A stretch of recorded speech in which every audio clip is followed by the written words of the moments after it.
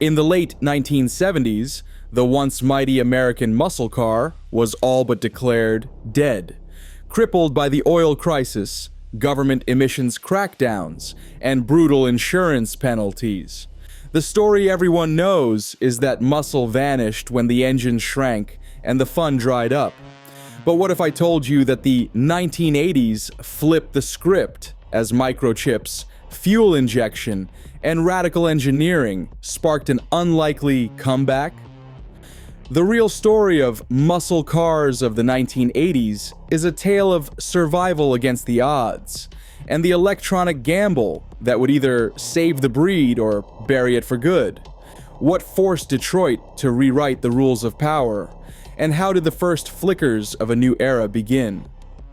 Gas lines stretched for blocks in the summer of 1979 as drivers waited hours to fill up, if stations had fuel at all. The oil embargo had sent prices soaring and left American automakers scrambling for answers. At the same time, a new wave of government regulations swept through Detroit. The Environmental Protection Agency clamped down with the catalytic converter mandate, forcing every manufacturer to rework their engines to meet strict emission standards. Gone were the days of easy horsepower. Now every cubic inch came with a penalty. Insurance companies joined in, targeting high-performance models with surcharges that could add $1,000 or more to an annual premium. For many, the cost of insuring a muscle car rivaled the price of the car itself. Horsepower ratings became a liability. Cars with more than 300 horses were flagged for extra fees, and some states even created their own lists of supercharged models, making them nearly impossible to insure for young drivers. The numbers tell the story. By 1975, sales of V8-powered cars had dropped by more than half compared to just 5 years earlier. Manufacturers, facing a shrinking market, pulled big engines from their lineups and rushed out insurance buster models, cars that looked fast but hid mild, emissions-choked powertrains underneath. Enthusiasts watched as the muscle car faded from showrooms, replaced by downsized coupes and sedans. The old formula, big displacement, high compression, raw sound, no longer fit the new reality. For engineers and fans alike, it felt like the end of an ERA. But beneath the surface, the crisis forced Detroit to rethink everything. The pressure to survive was immense.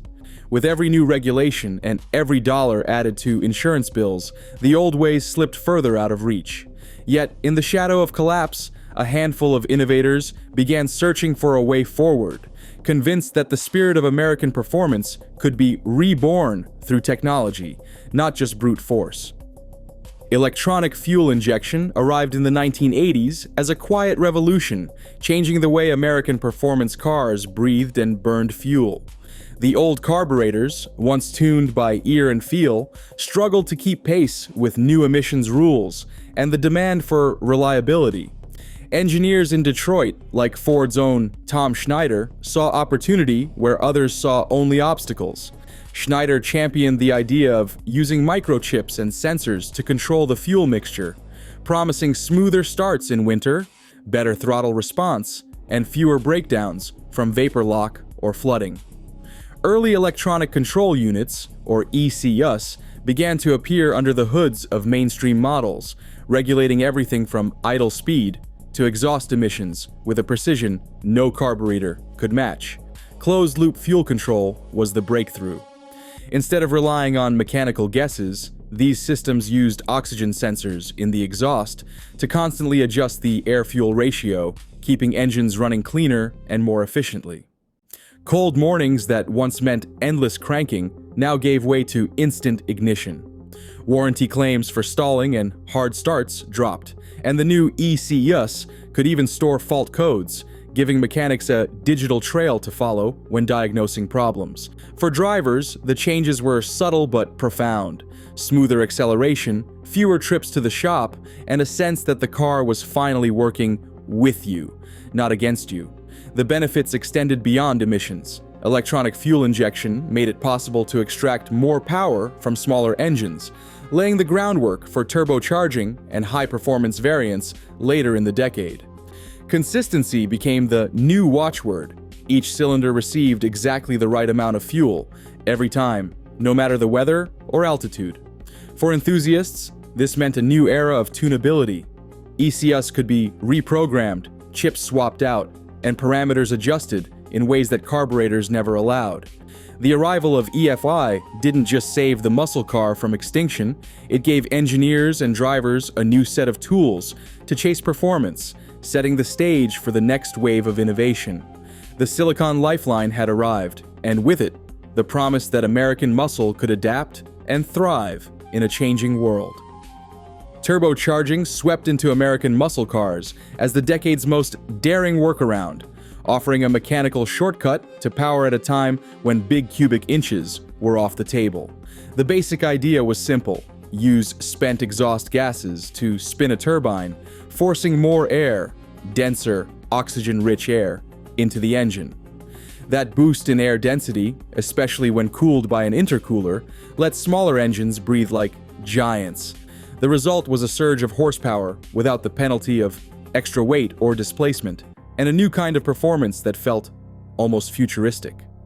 Early turbo systems had their quirks. Turbo lag was the most famous, a heartbeat of delay between pressing the throttle and feeling the rush of power as the turbine spun up to speed. For drivers used to instant V8 torque, it took some getting used to. Engineers fought back with clever solutions: tighter turbine housings for quicker spool, wastegates to control boost, and crucially, intercoolers to keep intake temperatures in check. Hot compressed air loses density and can cause detonation, so cooling it before it enters the cylinders became essential for both reliability and peak output. The intercooler, often tucked behind the grille, was the unsung hero of the turbo era, quietly turning heat into extra power. Thermal management became a science, not just a matter of bigger radiators.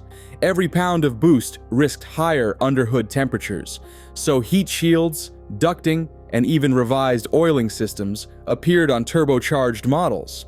The payoff was real. Cars like the turbo Buick V6 could deliver V8-style acceleration while sipping fuel at rates that kept regulators and insurance agents satisfied. This new wave of forced induction also opened the door to experimentation. Variable nozzle turbochargers, or VNTs, appeared in limited numbers right at the close of the decade, using computer-controlled vanes to sharpen response and nearly eliminate lag. The 1989 Shelby CS X-VNT, built in just 500 units, was the first American production car to feature this technology, hinting at a future where turbo lag might disappear entirely. Turbocharging didn't just revive muscle, it redefined it. By compressing more air into smaller engines, American engineers proved that power could be engineered, not just cast in iron. Intercoolers, heat management, and the first variable geometry turbos turned the 1980s into a proving ground for ideas that would shape the next generation of performance cars. The mechanical path around displacement limits was set, and the turbo's whistle became the new battle cry for speed.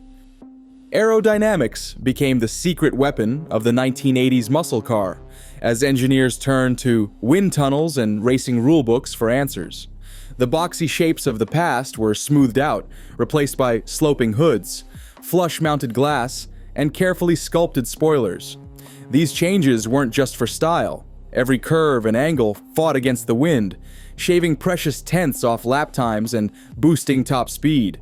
Ground effects, once the domain of exotic race cars, began to appear on American streets. Chin spoilers, side skirts, and rear diffusers worked together to keep air flowing cleanly under and around the car, reducing lift and increasing stability at speed. NASCAR's homologation rules drove much of this transformation. To compete on the oval, manufacturers had to build street-legal versions of their race cars, complete with the same rooflines and rear windows. This led to legendary factory specials designed for loophole exploitation. Cars with steeply raked windshields, fastback rear glass, and extended deck lids, all aimed at reducing drag and maximizing downforce. The Chevrolet Monte Carlo SS Aero Coupe and the Ford Thunderbird Turbo Coupe are prime examples, both born from the need to dominate on Sunday and sell on Monday. Wind tunnel testing became standard practice, with engineers obsessing over drag coefficients and lift numbers. Even small tweaks, like reshaping a mirror or tucking in a bumper, could be the difference between winning and losing. Some models managed to cut their drag by more than 10% compared to earlier versions, a leap that paid off both at the track and in showroom bragging rights. The aerodynamic arms race spilled over into marketing, as automakers touted their ground-hugging profiles and race-proven shapes in commercials and magazine ads. For buyers, these changes meant more than just better fuel economy or quieter rides. The sleeker designs gave muscle cars a new kind of presence, blending aggression with purpose. Aerodynamics became a badge of honor, a sign that a car was built for more than just straight-line speed. It was about outsmarting the rules, using science to keep the spirit of performance alive.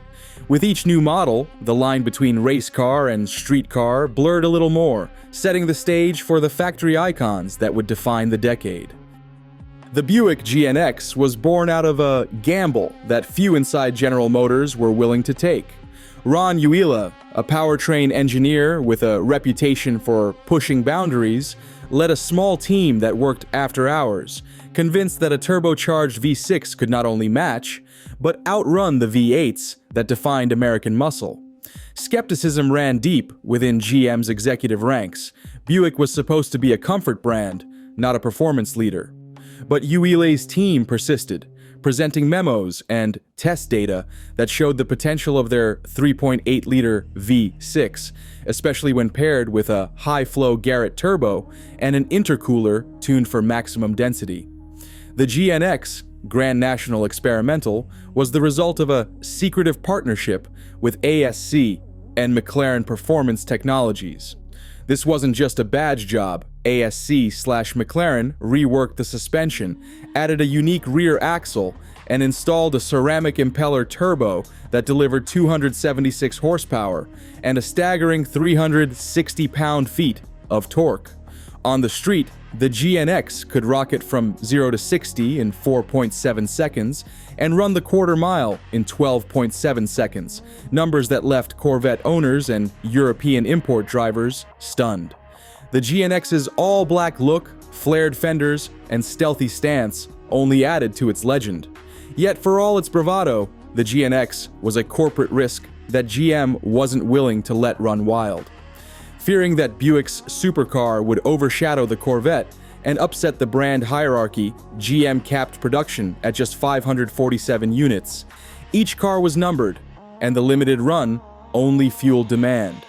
The GNX's performance rewrote the rules for what a muscle car could be, proving that innovation and calculated risk could outpace tradition. For collectors and enthusiasts, the GNX remains the ultimate symbol of the 1980s muscle car renaissance, a turbocharged V6 that humbled giants and changed the conversation forever. On the streets of Chicago and Detroit, the Fox Body Mustang became the working man's ticket to speed. No other car in the 1980s offered the same blend of affordability and raw potential. Under the hood, the 5.0-liter V8 with electronic fuel injection made tuning easier than ever. Just a few tools and some know-how could turn a stock Mustang into a street terror. Stories about Mustang Mike, a local legend in the Midwest, spread across drag strips and back alleys. He ran a primer gray 86 GT, wrenching late into the night, swapping cams and gears, always on the hunt for the next race. For Mike and his rivals, the Fox Body wasn't just a car. It was a canvas for ambition, a way to earn respect with every quarter-mile pass. Meanwhile, showrooms across America buzzed with excitement over the Chevrolet Camaro IROC-Z. Named for the International Race of Champions, the IROC-Z wore its racing heritage on its sleeve. Deep front air dams, bold graphics, and tuned suspension set it apart from the crowd. Buyers lined up for the 5.0-liter tuned port injection V8, which delivered both style and substance. The IROC-Z's connection to the televised IROC series gave it instant credibility, linking showroom floors to the high banks of Daytona and Talladega. For many, driving an IROC-Z felt like bringing home a piece of the action, a car that looked fast, standing still, and delivered the goods when the light turned green. The Fox Body Mustang and the IROC-Z Camaro didn't just revive muscle, they fueled a new culture. Street racers, weekend tuners, and everyday dreamers found common ground in these machines. Whether in the hands of grassroots heroes or displayed under bright dealership lights, the spirit of American muscle was alive and well, evolving with every engine swap and every checkered flag. The Pontiac Firebird Trans Am became more than just a car in the 1980s. It was a pop culture phenomenon. When the glossy black Trans Am took center stage as KITT in the hit TV show Knight Rider, it transformed overnight into an icon recognized by millions.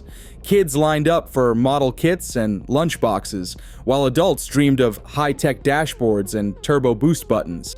The Trans Am's unmistakable silhouette, pop-up headlights, sweeping hood, gold trim, appeared on posters, arcade cabinets, and toy shelves across America, embedding itself in the collective memory of a generation.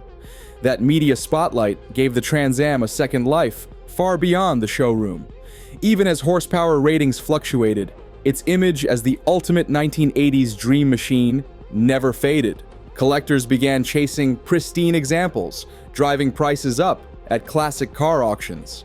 By the late 2010s, low-mileage Knight Rider-era Trans Ams routinely fetched six-figure sums, fueled by nostalgia and the hunger for authentic pieces of childhood.